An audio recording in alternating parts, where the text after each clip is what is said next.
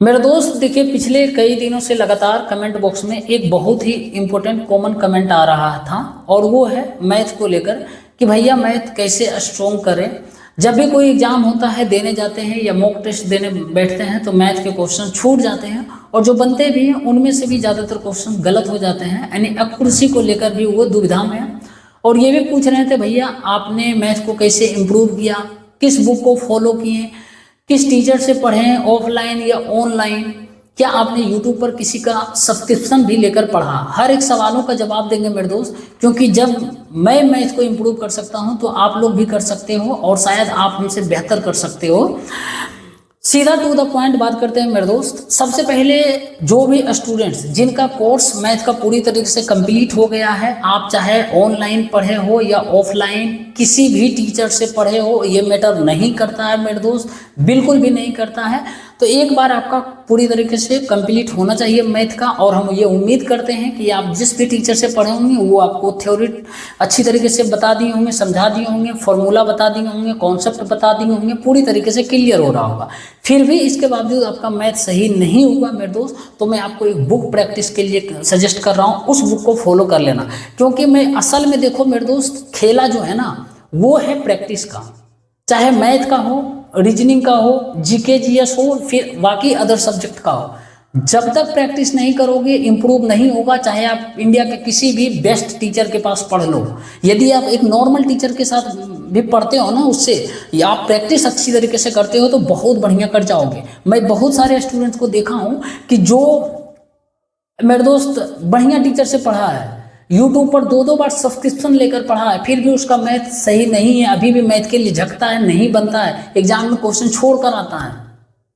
ठीक है ना। तो मैं आपको बुक सजेस्ट कर रहा हूं मेरे दोस्त। देखो मेरे पास जो ये बुक है, ये किरण पब्लिकेशन का बुक है मेरे दोस्त, और ये एसएससी मैथमेटिक्स कहने का है, लेकिन आपको जितना बोल रहे हैं उतना करो। और ये 8700 प्लस बुक है और 2017 का तक का अपडेटेड है, आप देख सकते हो, बहुत पुराना बुक है, क्योंकि मैं इसको बहुत पहले बना चुका हूँ। देखो फट गया है ना, फट चुका है बुक। और विश्वास करोगे मेरे दोस्त, इस 8700 बुक को मैं मात्र 6 महीना में बनाया था, मात्र 6 महीना में, ठीक है ना। और सिर्फ एक टॉपिक छोड़े थे, डीआई का था। डीआई का इससे भी क्वेश्चन बन जाता है, डाटा देखकर सॉल्व करना होता है। अब देखो कहने का कुछ लोग बोलिएगा भैया एसएससी का है, आप बता रहे हो, सजेस्ट करो मेरे दोस्त, ये कभी भी दिमाग में मत लाना कि ये मैथ का क्वेश्चन एसएससी के लिए सिर्फ बना है। बहुत सारे क्वेश्चन रेलवे पे मिल जाएंगे ऐसे ही क्वेश्चन, और टाइप वाइज इसमें सबसे बड़ी खासियत है, टाइप वाइज दिया हुआ मेरे दोस्त, और प्रीवियस ईयर पेपर भी दिया हुआ है इसमें, ठीक है ना। आप जो है ना इस लेवल का क्वेश्चन बना लो जितना भी है, और अपने इफिशियंसी के अनुसार बनाना। मान लो आपके अंदर जो है इस बुक से 100 क्वेश्चन डेली बनाने की इफिशियंसी, तो 100 क्वेश्चन ही बनाना। यदि आपको लगता है नहीं हम 50 क्वेश्चन ही बना सकते हैं तो आप 50 क्वेश्चन ही बनाना, लेकिन ध्यान रहे 50 क्वेश्चन से कम भी नहीं बनाना मेरे दोस्त, ठीक है ना। 50 से 100 के बीच में ही रहना है, इसी रेंज में। और अब तो अपडेटेड भी आ गया होगा, अपडेटेड बुक आपको खरीद लेना है, 11-12 हज़ार प्लस, पता नहीं कितना आया होगा मार्केट में, बहुत पहले इसको बना है। उसके बाद फिर मेरे दोस्त देखो बनाते समय क्या होगा, और हमको पता है कि ये आप जो भी टीचर से पढ़े होंगे कॉन्सेप्ट पूरी तरीके से क्लियर होगा, हम मान कर चलते हैं। फिर भी नहीं बनता, जो क्वेश्चन बनाओगे मेरे दोस्त बनेगा, ठीक है। और जो नहीं बनेगा ना, उसको क्या करना, पीछे में मेरे दोस्त इसका जो है एक्सप्लेनेशन रहता है, ठीक है ना। इसी जो भी मान लो प्रॉफिट एंड लॉस बनाओगे, जो क्वेश्चन नहीं बना है ना उसको देख लोगे पीछे में सॉल्यूशन क्या है।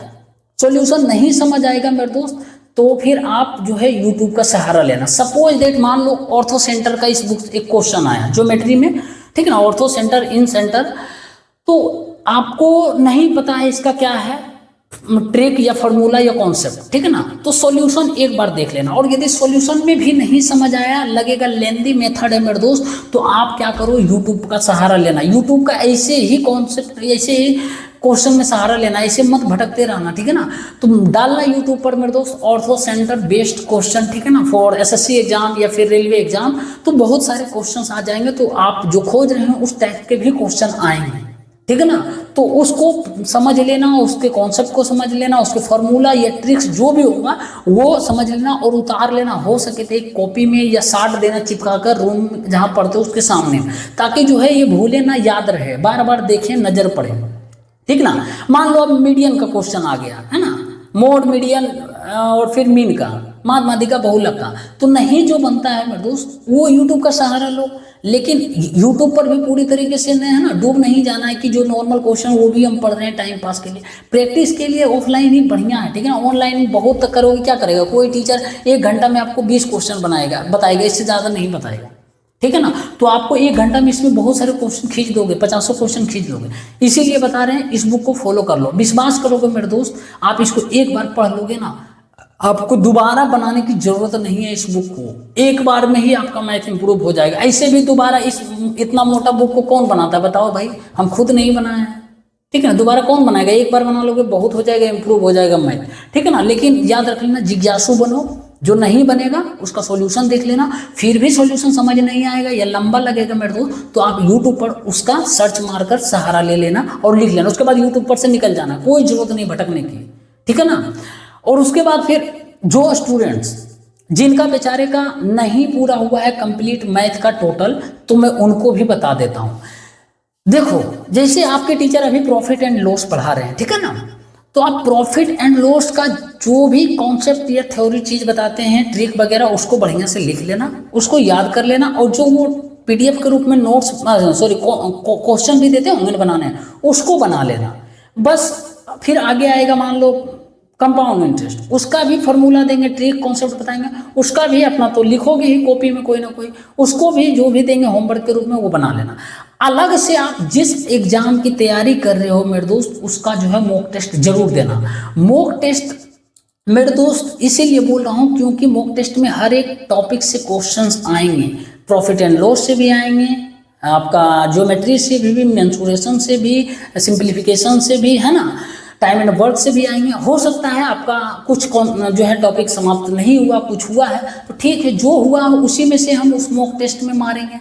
और जो नहीं हुआ मेरे दोस्त, जो नहीं बनेगा ना, उसका उस मॉक टेस्ट में सॉल्यूशन देख लेना कम से कम, क्योंकि बहुत सारे मैथ के क्वेश्चन से ऐसा मुलाकात होगा ना मेरे दोस्त कि आपको ना तो वो टीचर बताएगा और ना आपको कभी उस क्वेश्चन से फेस होगा, और वो होगा सिर्फ मॉक टेस्ट में ही, और बिना पढ़ाए टीचर से उस क्वेश्चन को सीखने को भी मिल जाएगा। बहुत सारे ऐसे क्वेश्चन हम देखे हैं वो जो टीचर आज तक बताया ही नहीं, उस क्वेश्चन को हम सीखे हैं, मॉक टेस्ट के माध्यम से सीखे हैं, प्रैक्टिस के माध्यम से सीखे हैं। तो मॉक टेस्ट में भले कम नंबर आए लेकिन जरूर लगा लेना। ये मत सोचना कि मेरा पूरी तरीके से मैथ का जो है कोर्स समाप्त होगा तब हम बनाएंगे, प्रैक्टिस करेंगे मिक्स क्वेश्चन या मॉक टेस्ट। मॉक टेस्ट का मतलब क्या है, मिक्स क्वेश्चन तो ही रहता है ना। मान लो 30 क्वेश्चन का मॉक टेस्ट मतलब मैथ रहेगा तो उसमें हर एक टॉपिक से रहेगा। इसीलिए अरे भाई 5 क्वेश्चन ही मैथ का बनेगा, जो बताए हैं टीचर, जो टॉपिक उसी से बनेगा ना कम से कम।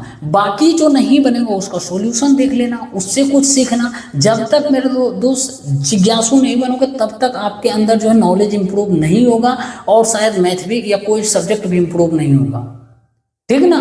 तो इस चीज़ को ध्यान रख लेना। जिनका नहीं हुआ है कंप्लीट मैथ उनके लिए अभी बताया, उसके पहले बता दिए जिनका हो गया। तो मेरे दोस्त इसी पर टूट पड़ो और अच्छी तरीके से विश्वास करो, आप बनाओगे ना, बढ़िया से बना लोगे ना, तो मुझे याद करोगे भैया आप बहुत अच्छा चीज़ बताए हैं। हम इस चीज़ को खुद किए हैं मेरे दोस्त, इम्प्रूव भी किए हैं, ठीक है ना। और एक बात और हम बता देते हैं, यदि 30 क्वेश्चन मैथ में पूछ रहा है मेरे दोस्त, मैं 30 क्वेश्चन की गारंटी नहीं लेता हूँ, 28-29 के क्वेश्चन की गारंटी लेता हूँ बनेगा, ठीक है ना। 28-29 क्वेश्चन कम से कम। मैं खुद इस बार जो है एनटीपीसी 30 क्वेश्चन पूछा था तो 29 क्वेश्चन करके आया था, ठीक है ना। हालांकि रीजनिंग और मैथ 60 में 59 करके आया, ठीक है ना, एक क्वेश्चन छूटा था।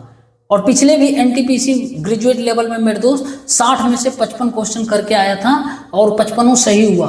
इस बार भी उम्मीद है कि सब क्वेश्चन सही होगा। और ये दो ऐसा टॉपिक है ना मेरे दोस्त, मैथ और रीजनिंग, सच बता रहे, रीजनिंग का भी बता देते हैं, ये बहुत ही स्कोरिंग सब्जेक्ट है। इसमें यदि आप अच्छी तरीके से एक्यूरेसी के साथ बनाओगे ना तो सब क्वेश्चन ही सही होगा, कोई भी गलत नहीं होगा, और मार्क्स भी आ जाएगा बहुत सारा, है ना। तो इस पर विशेष ध्यान देना। बस यही था मेरे दोस्त मैथ इंप्रूव करने का तरीका। असल में खेला प्रैक्टिस का है, बस प्रैक्टिस नहीं किए हो तो किसी भी टीचर के पढ़ लो, इंडिया में कोई भी टीचर, जितने बड़े बड़े टीचर के आप जानते हो ना, कुछ नहीं होने वाला। हम देखिए बहुत बड़े बड़े टीचर के पास मेरा दोस्त पढ़ा है, ठीक है ना, हमको चिढ़ाता था कि हम फलना टीचर से पढ़ रहे हैं, हम पढ़वे नहीं किए थे, हम ऑफलाइन पढ़े थे मेरे दोस्त, ठीक है ना। पटना में एक सिंपल टीचर पढ़ाए थे सर, ठीक है ना, संजय मिश्रा सर नाम है उनका। तो उनके साथ उनसे पढ़े थे, और जो भी वो असाइनमेंट में अपना देते थे क्वेश्चन मेरे दोस्त, टॉपिक वाइज, जिससे आज मेंसुरेशन पढ़ा है, तो मेंसुरेशन का टोटल क्वेश्चन हम बना लेते थे, एक एक क्वेश्चन बना कर जाते थे और आंसर पूछते थे सर क्लास में। मुश्किल से 200 स्टूडेंट का बैच रहता था, तो उसमें आंसर बताते थे, हाँ सर इतना इस नंबर का क्वेश्चन इतना आंसर आया, इतना आया सर, ये क्वेश्चन ऐसे गलत है थोड़ा सा, ठीक ना। वही हमको, मेरा माइंड में ये नहीं था कि कोई बड़ा टीचर से पढ़ रहा है तो बहुत बड़ा कर जाएगा, या हम छोटे टीचर से पढ़ रहे हैं तो जो है मेरा कुछ नहीं होगा। आज मैं दावे के साथ कहता हूँ उससे मेरा बहुत बढ़िया मैथ है, झकते रहता है, और जिसके कारण छोड़ भी दिया मैथ, जो भी एग्जाम है दूसरा एग्जाम की तैयारी कर रहा जिसमें मैथ नहीं पूछता, ठीक है ना। तो इसीलिए बता रहे, कभी दिमाग में ये मत रखना, डिमोटिवेट मत होने देना कि हम छोटे मोटे टीचर से पढ़ रहे हैं। भाई बहुत बढ़िया टीचर से पढ़ रहे हो आप, जिससे भी पढ़ रहे हो, बस प्रैक्टिस करना, बहुत आगे निकल जाओगे, ठीक है ना। बताओ 2-2 बार ले लिया है यूट्यूब पर सब्सक्रिप्शन, समझ नहीं आ रहा, फिर भी मैथ सही नहीं हुआ। चलो यही था, फिर भी कोई सवालों का जवाब रहा मेरे दोस्त जरूर बताना, मैं आपका एक दोस्त हूँ, भाई के नाते जितना हो सके हेल्प करूँगा, ठीक है ना। चलो बहुत बहुत धन्यवाद।